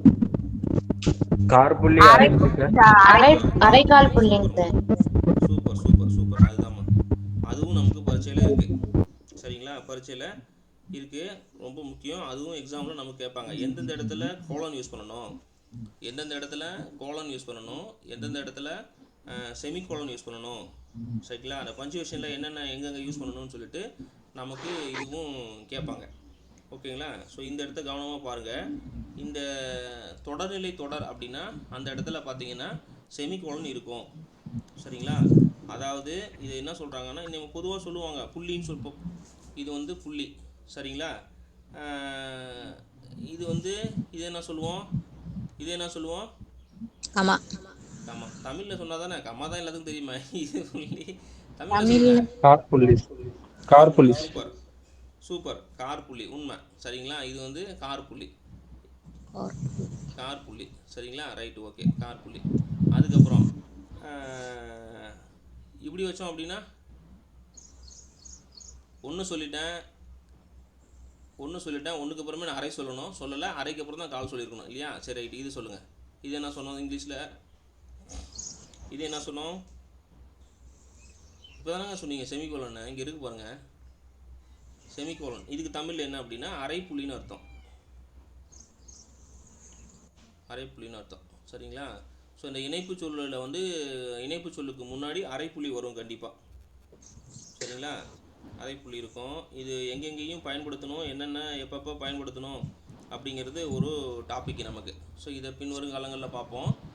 நமக்கு இதுக்கு என்னென்னு தெரிஞ்சால் போதும். ஓகேவா? இப்போ தொடர்நிலை தொடர் அப்படின்னா அந்த இடத்துல அரைப்புள்ளி இருக்கும். நீங்கள் வந்து இங்கிலீஷில் ஞாபகம் வச்சுக்கிறது இன்னும் சால சிறந்தது. சரிங்களா? செமிகோலன் இருக்கும்.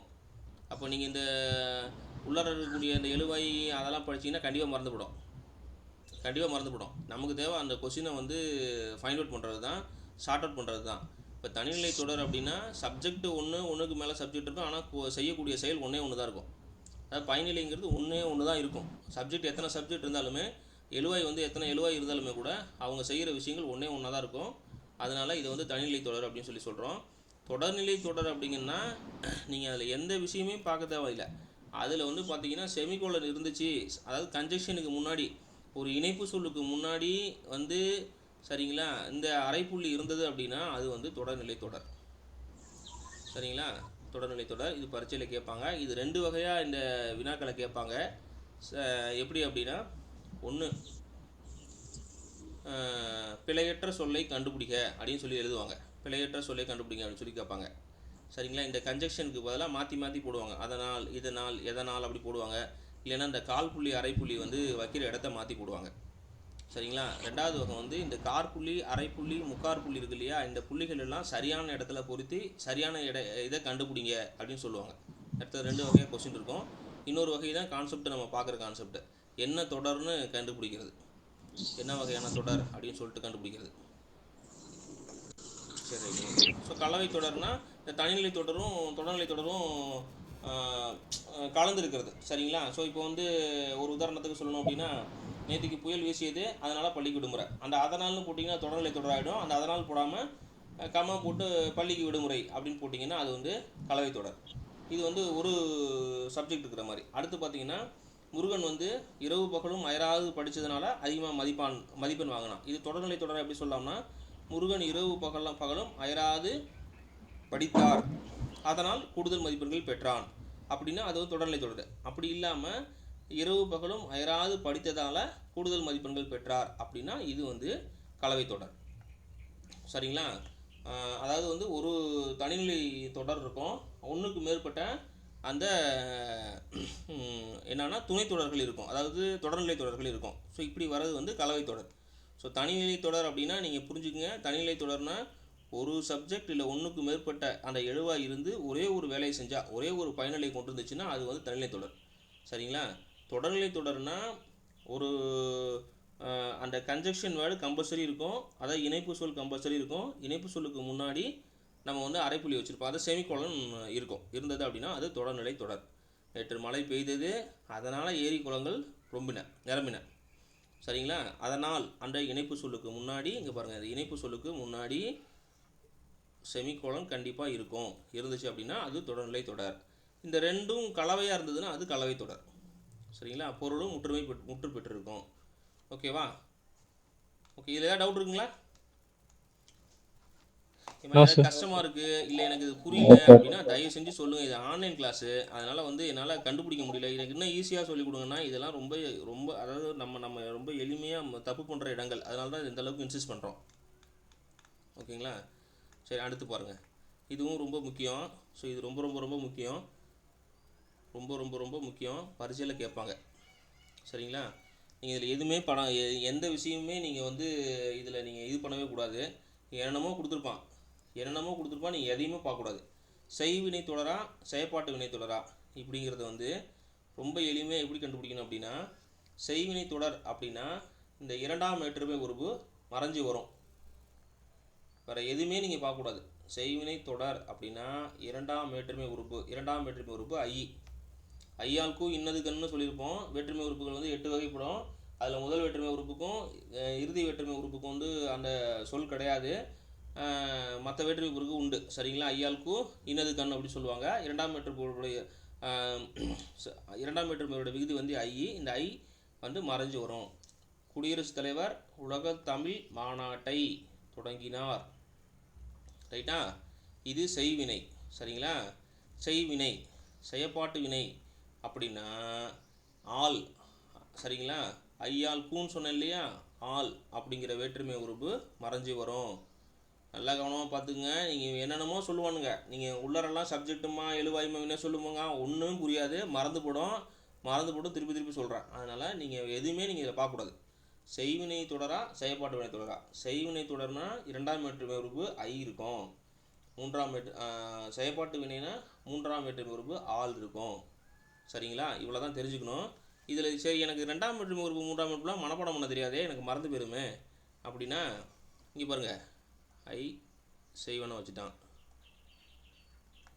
இவ்வளோ தான். இது நீங்கள் ஒன்றும் மனப்பாடம் பண்ணணுங்கிற அவசியம் கூட கிடையாது. ஐ இருக்கு இல்லையா, ஐயை முதல்ல போட்டு ஐ செய்வனை வச்சுட்டான். சரிங்களா? இதில் ஏதாவது சந்தேகம் இருக்கா உங்களுக்கு? இது நீங்கள் சந்தேகம் இல்லைன்னா நான் உங்களுக்கு இப்போ வந்து எக்ஸாம்பிள் சொல்லுவேன். இதில் ஏதாவது சந்தேகம் நோ சார். நோ. ரொம்ப நான் திருப்பியும் சொல்கிறேன், இது கான்செப்ட்டு. இது நிறைய தடவை கொஸ்டினில் கேட்பாங்க. நீங்கள் எழுதுகிற 100 வினாக்களில் 2 வினாக்கள் கண்டிப்பாக இந்த தொடரில் இருக்கும். இதை சார்ந்து 2-3 வினாக்கள் கண்டிப்பாக இருக்கும். பிழையற்ற சொல், அதே மாதிரி இந்த புல் ஸ்டாப் வைக்கிறது, இந்த மாதிரிலாம் இதை சார்ந்து நிறையா இருக்கும். இப்போ பாருங்கள். சரி, செய்வினைன்னு சொல்லிட்டேன், ஐ இருக்கும். ஐ செய்வினைன்னு சொல்லிட்டேன். அப்போ இரண்டாம் வேற்று பொறுப்பு ஐ எங்கேயாவது இருக்கும். நீங்கள் இந்த வார்த்தையில் பார்த்தீங்கன்னாவே தெரியும். நீங்கள் 2 இடத்துல ஐ வருது. இந்த மாநாட்டைங்கிற இடத்துல ஐ வருது, வைத்தாருங்கிற இடத்துல ஐ வருது. 2 இடத்துல தான் ஐ இருக்குது. சரிங்களா? இங்கே பாருங்கள், தலையிலையும் ஐ இருக்குது. ரைட்டா? இதில் பார்க்கணும் என்ன செயலை செஞ்சுருக்குறாங்க.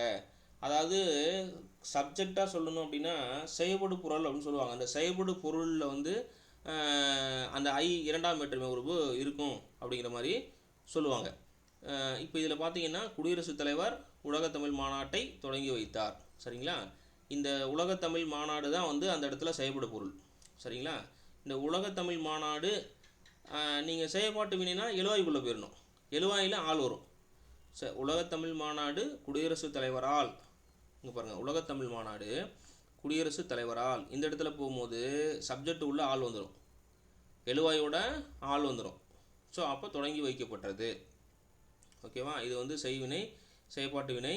ரொம்ப ரொம்ப ரொம்ப முக்கியம், ரொம்ப முக்கியம், ரொம்ப முக்கியம். செய்வினை அப்படின்னா ஐ செய்வினை, செயல்படு பொருளோட இரண்டாம் வேற்றுமை உறுப்பு வந்தால் அது செய்வினை. எழுவாயோட மூன்றாம் வேற்றுமை உறுப்பான ஆள் வந்ததுன்னா அது செயல்பாட்டு வினைத்தொடர். நீங்கள் எதுவுமே பார்க்கக்கூடாது. இதில் இருக்க என்னென்னவோ கொடுத்துருப்பான், நீங்கள் எதுவுமே வந்து பார்க்கக்கூடாது, எதுவுமே இது பண்ணக்கூடாது சொல்லிட்டேன். ஓகே, அடுத்து பாருங்கள். தன்வினை தொடர், பிறவினை தொடர், இது ஒரு பேர். தன்வினை தொடர், பிறவினை தொடர், இது ஒரு பேர். ஸோ தன்வினைன்னு என்ன, பிறவினை ஏமா நடத்தலாம்ல, நான் அதை வேறு 7:20 ஆயிடுச்சு மாயா இன்னைக்கு. ஓகேங்களா? தன்வினை தொடர்னா இப்போ பாத்திமா திருக்குறள் கற்றால் சொல்லிட்டேன். சரிங்களா? தனக்கு தேவையான செயலை தன்னே செஞ்சுக்கிறது. சரிங்களா? அதில் பார்த்தீங்கன்னா இலக்கண முறைப்படி ஒரு எழுவாய் இருக்கும். அந்த எழுவாய்க்கு தேவையான அந்த தேவையான விஷயங்கள், அதுக்கு தேவையான விஷயங்களை அது தன்னே செஞ்சுக்கும். அது வந்து தன்வினை.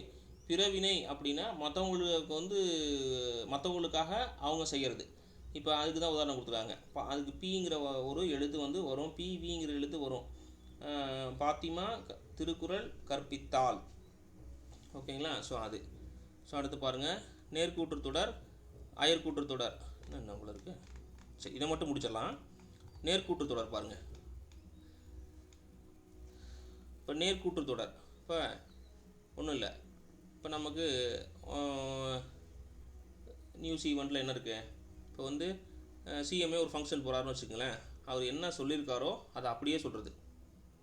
சரிங்களா? அவர் என்ன சொல்லியிருக்காரோ அவர் அப்படியே நம்ம வந்து சொல்கிறது. சரிங்களா? இது நேர்கூற்று. எதிர்கூற்று அப்படின்னா அவர் சிஎம் சொன்னதை தேர்ட் பர்சன் இன்னொருத்த வந்து அவர் சொன்னதாக சொல்கிறது. இப்போ ஒன்றும் இல்லை, 2 பேர் இருக்கிறாங்க பாருங்கள், 2 பேர் இருக்காங்க, நானும் நீங்களும் பேசிக்கிறோம். சரிங்களா? நம்ம ரெண்டு பேர்த்தோட கான்வர்சேஷன். இப்போ நான் இருக்கேன், எனக்கு எதிர்த்தாப்புல நண்பர் இருக்கார். சரிங்களா? நீங்கள் இருக்கீங்கன்னு வச்சுங்களேன். 2 பேர் இருக்கோம். நாங்கள் 2 பேரும் நேராக பேசிக்கிறது. சரிங்களா? பேசிக்கிறத 2 பேரும் நேராக பேசிக்கிறது, பேசுகிறபடியே சொல்கிறது வந்து நேர்கூற்று தொடர். சரிங்களா? என்ன அப்படின்னா நாளைக்கு நானும் அவனும் காலையில் கிரவுண்டுக்கு போனோம், அப்படின்னு நேராகவே சொல்கிறது. இது வந்து நேர்கூற்று தொடர். அயற்கூற்று தொடர் அப்படின்னா நாங்கள் 2 பேர்த்தோட கான்வர்சேஷனை தேர்ட் பர்சன், சரிங்களா, தேர்ட் பர்சன் வந்து சொல்கிறாங்க. அவங்க 2 பேரும் கிரவுண்டுக்கு இன்றைக்கி போகிறாங்களாம். ஓகேங்களா? அவங்க 2 பேரும் இப்போ இங்கே வந்து நேர்கூற்று எப்படி சொல்லணும் அப்படின்னா நானும் அவனும் கிரவுண்டுக்கு போகிறோம், நேர்கூற்று தொடர். அயற்கூற்று தொடர்னா 3வது மனுஷனா இருந்து சொல்கிறது. அவங்க 2 பேரும் தேர்ட் பர்சன் என்ன சொல்கிறாங்க, அவங்க 2 பேரும் கிரவுண்டுக்கு போகிறாங்களாம் அது. சரிங்களா? ஸோ அதுக்கு தான் கொடுத்துருப்பாங்க. இங்கே பாருங்கள், ஆசிரியர் வந்து மாணவர்களே நாளை ஒழுக்கமுடைமையில் குறள்கள் 5 படித்து வருக அப்படின்னு சொல்கிறார். இது வந்து நேர்கூற்று தொடர். சரிங்களா? இதில் தான் இந்த மேற்கோள் குறியில் இடம்படும் தன்மை முல்லை இதெல்லாம் விட்டுருங்க, இதெல்லாம் ஒன்றும் இல்லை. சரிங்களா? இங்கே பாருங்கள், தேன்மொழி பொன்னியிடம் நான் நாளை மதுரைக்கு செல்வேன் அப்படின்னு சொன்னார். இதுதான் சொன்னேன். இப்போ தேன்மொழி 2 பேர் இருக்கிறாங்க, தேன்மொழி பொன்னின்னு இருக்கிறாங்க. தேன்மொழி வந்து பொன்னிக்கிட்ட சொல்கிறாங்க நான் நாளை மதுரைக்கு செல்வேன் அப்படின்னு சொல்கிறாங்க. சரியா? இதுவே அயற்கூற்றா மாற்றணும் அப்படின்னா ஒரு தேர்ட் பர்சனை கொண்டு வந்து உள்ளே உட்கார வச்சுருவாங்க. சரிங்களா? பொன்னியிடம் தேன்மொழி, இங்கே பாருங்கள், இது ரெண்டுமே பாருங்கள், இங்கே பாருங்கள், இது ரெண்டே கன்வெர்ட் பண்ணுறான். இங்கே பாருங்கள், தேன்மொழி பொன்னியிடம் நாளை நான் மதுரைக்கு செல்வேன் அப்படின்னு சொன்னான். சரிங்களா? இது நேர்கூட்டுத்தொடர். எதிர்கூட்டுத்தொடர் அப்படின்னா பொன்னி இருக்காங்க இல்லையா, பொன்னியிடம் தேன்மொழி, சரிங்களா, தான் வந்து மறுநாள், நாளைங்கிறது மறுநாளாக ஆகிடும், மறுநாள் மதுரைக்கு செல்வதாக கூறினாள். இதில் நீங்கள் ரொம்ப கஷ்டமாலாம் ஃபீல் பண்ண வேணாம், ரொம்ப ஈஸியாக சொல்கிறேன். நேர்கூட்டு தொடர் அப்படின்னா இந்த இது பேர் என்னம்மா, இது பேர் என்ன, பாஸ்ட் அப்படின்னு சொல்லுவோம் இல்லையா, மேற்கோள் குறி இது இருக்கும். நீங்கள் வேறு எதுவுமே ஞாபகம் வச்சுக்க தேவையில்ல, மனப்பாடம் பண்ண தேவையில்ல. நான் இவ்வளோ நேரம் மல்லு கட்டினதை நீங்கள் மறந்து கூட விட்ருங்க, ஒன்றும் தப்பு இல்லை. நேர்கூட்டு தொடர்னா இந்த அப்பாஸ்ட்ரோஃபி இருக்கும். எதிர்கூட்டு தொடர்னா அது இருக்காது. நேர்கூட்டு தொடர் அப்படின்னா ஃப்யூச்சரை பற்றி பேசுவாங்க. அயர்கூட்டு தொடர்னா, சரிங்களா, அந்த விஷயத்தையே தேர்ட் பர்சனாக சொல்லுவாங்க. நீங்கள் இது கூட உங்களுக்கு ஞாபகம் வச்சுக்கிறதுக்கு கஷ்டமாக இருக்கும். வேறு எப்படி நீங்கள் ஞாபகம் வச்சுக்கலாம் அப்படின்னா, சொன்னதாக, போனதாக, அந்த ஆகன்னு இருக்கும், சரிங்களா, ஆகன்னு இருக்கும். அந்த மாதிரி இருந்தது அப்படின்னா அது வந்து அயர்கூட்டு தொடர் அப்படின்னு சொல்லி சொல்கிறாங்க. ஓகேங்களா? சரி, ரைட்டு. இது உங்களுக்கு புரியலன்னு நினைக்கிறேன், திருப்பி நாளைக்கும் பார்ப்போம். சரி, அடுத்து உடன்பாட்டு தொடர், எதிர்மறை தொடர். ஸோ உடன்பாட்டு தொடர், எதிர்மறை தொடர் அப்படின்னா, உடன்பாட்டு தொடரை பொறுத்த வரைக்கும் ஒரு தொழில் நிகழ்வதை நேராகவே சொல்கிறது. சரிங்களா? ஒரு உடன்பாட்டு தொடர் கலைச்செல்வி கட்டுரை எழுதினாள். சரிங்களா? ஸோ நீங்கள் இது எதோட கம்பேர் பண்ணணும் அப்படின்னா தன்வினையோட கம்பேர் பண்ணணும் இதை. சரிங்களா? தன்வினையும் உடன்பாட்டு தொடரும் எப்படி டிஃப்ரென்ஷியேட் ஆகுது அப்படின்னு பொருள்படணும். இதையே வந்து செய்தியாக சொல்லணும்னா எப்படி சொல்லணும், இது மூணோட இதை லிங்க் பண்ணணும். சரி, அடுத்து எதிர்மறை தொடர்னா இல்லை, எழுதிலல் அப்படிங்கிறது. சரிங்களா? கலைச்சொல்லி கட்டுரை எழுதலை, இது எதிர்மறை தொடர். சரிங்களா? நெகட்டிவாக சொல்கிறது. அடுத்து பொருள் மாறா எதிர்மறை தொடர், இதுதான் பரீட்சையில் அடிக்கடி கேட்போம். கலைச்செல்வி கட்டுரை எழுதாமல் இராள். சரிங்களா? அவள் வந்து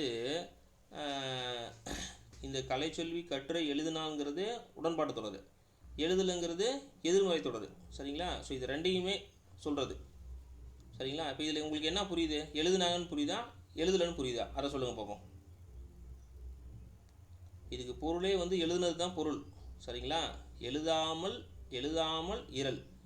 இராள். சரிங்களா? எழுதாமல் இராள், கட்டுரை தான் எழுதுனாங்க. அந்த எழுதுனாங்கங்கிறத ரெண்டு எதிர்மறை தொடரை சேர்த்தா அது வந்து நேர்மறையாக மாறிடுது. இப்போ இதுதான் கான்செப்ட். மைனஸும் ப்ளஸ் ஆகிடும்னு சொல்கிறோம் இல்லைங்களா? ஸோ இதை தான் சொல்கிறாங்க. ரெண்டு நெகட்டிவ் வார்த்தை இருக்கும், அதனுடைய பொருள் வந்து நேர்மறையாக இருக்கும். ஸோ இது இந்த இடத்துல சொல்கிறாங்க. சரிம்மா, ரொம்ப நேரம் எடுத்தாச்சு. உங்களுக்கு ஏதாவது சண்டைகள் இருந்தால் கேட்கலாம், கேட்டுட்டு நம்ம இதை வைண்ட் அப் பண்ணிக்கலாம். இங்கே பாருங்கள், இது எல்லாமே கொஸ்டின், இதெல்லாம் உங்களுக்கு கேட்கக்கூடிய கொஸ்டின் ஃபுல்லாகவே, இது பூராமே கொஸ்டின்ஸ் தான். எல்லாம் கொஸ்டின், இதெல்லாம் பரீட்சையில் கேட்டிருக்காங்க. அவ்வளோது பலப்பக்க சோறில் எழுதாதே, எல்லாமே கொஸ்டின். நான் அனுப்பிச்சி விட்றேன் உங்களுக்கு. சரி, ரைட், ஓகே. ஏதாவது டவுட் இருக்குங்களாம்மா? ரொம்ப நேரம் ஆகிடுச்சு, ரொம்ப நன்றி.